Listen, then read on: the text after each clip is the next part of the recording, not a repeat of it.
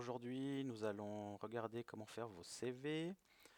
Donc, euh, Après avoir copié le dossier coaching de votre espace qui vous est réservé, donc ici, vous pouvez ouvrir votre espace.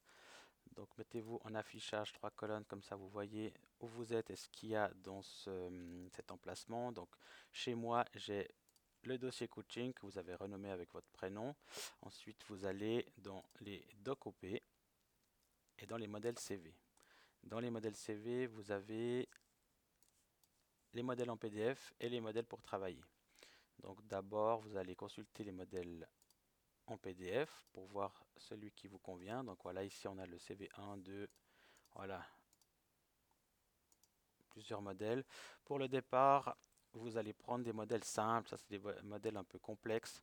Donc on va partir sur les modèles jusqu'à 6. Quand vous avez choisi votre modèle, par exemple si je choisis le 1, je peux fermer le modèle PDF. Et là maintenant je vais retourner avec les modèles où je peux travailler. Donc par exemple là j'avais dit que je travaillais avec le modèle CV1. Ce qui est important c'est que si pour cette année, pour pouvoir vous aider plus facilement, vous allez travailler avec LibreOffice. Donc là on voit qu'il est plutôt lié avec Word, c'est pas très grave. On va le forcer à travailler avec LibreOffice qui se trouve dans le doc ici. Donc pour l'ouvrir avec LibreOffice, il y a plusieurs moyens, mais la plus simple, en tout cas une des manières, c'est de prendre votre modèle de CV et de le glisser dans LibreOffice. Voilà, vous avez votre modèle de CV à customiser avec vos informations. Voilà.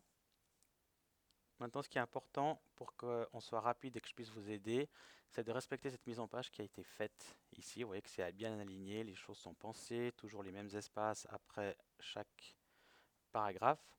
Donc là, pour vous montrer, vous voyez c'est pas très compliqué, mais il y a quelques mises en page pour que tout soit bien aligné, que ce soit parfait, que ce soit efficace et encore soit rapide. Donc là, par exemple, si je dois changer évidemment le nom de ma rue, je ne vais pas tout sélectionner parce que je vais perdre ma mise en page. Donc vous allez juste sélectionner ce qui vous convient ou ce que vous voulez changer plutôt. Donc ici, je vais changer le nom de la rue. Donc je vais peut-être mettre, voilà.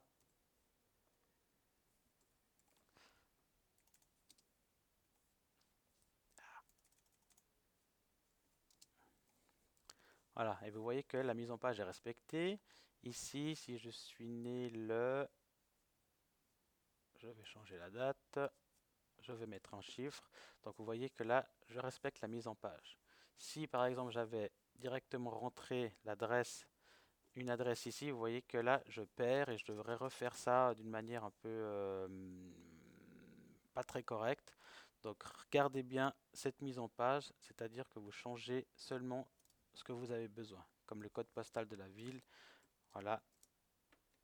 Et puis si je mets le nom de la ville, vous voyez que là je respecte toujours l'alignement et la mise en page de cette partie. Ensuite, même chose pour les parcours professionnels et puis l'expérience et toutes les sections qui vont suivre. Et si évidemment vous allez devoir changer et modifier cette partie ici, donc idem, vous ne sélectionnez pas tout, vous ne sélectionnez que la partie qui vous intéresse. Donc si je devais mettre une autre date ici, vous ne sélectionnez que ceci. Je peux mettre la date, vous voyez que ça ne bouge pas. Ensuite, évidemment, que l'endroit où vous avez fait vos études va changer. Donc ici, vous sélectionnez juste l'endroit que vous devez modifier et là, vous pouvez nouveau rentrer du texte et vous voyez que ça ne bouge pas. Ça, c'est très important. Le travail de mise en page a déjà été fait. Ensuite, dernière chose pour compléter votre CV, évidemment, vous allez peut-être devoir avoir besoin de rajouter une ligne.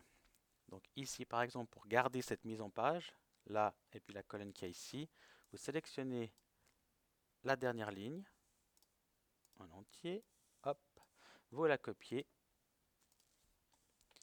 Ici, vous allez, à la fin de cette ligne, vous allez créer une ligne vide et vous allez coller ce que vous venez de copier.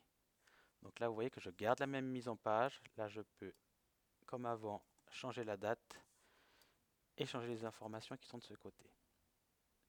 Dernière chose, quand vous avez fini de remplir votre CV et qu'il a été corrigé, pour l'envoyer au patron, vous n'envoyez que du PDF, ça veut dire un format qui n'est pas modifiable. Donc pour le faire dans LibreOffice, c'est très simple.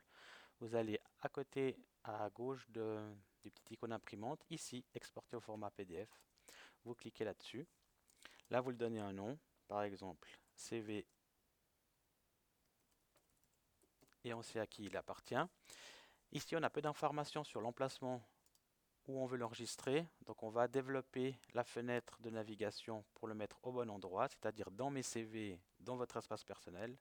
Donc là, je clique ici et je viens rechercher chez moi. C'est important de le mettre chez vous et non pas sur une clé seulement. C'est qu'ici, c'est sécurisé et ce sera toujours là par rapport à votre clé qui peut se perdre ou se casser.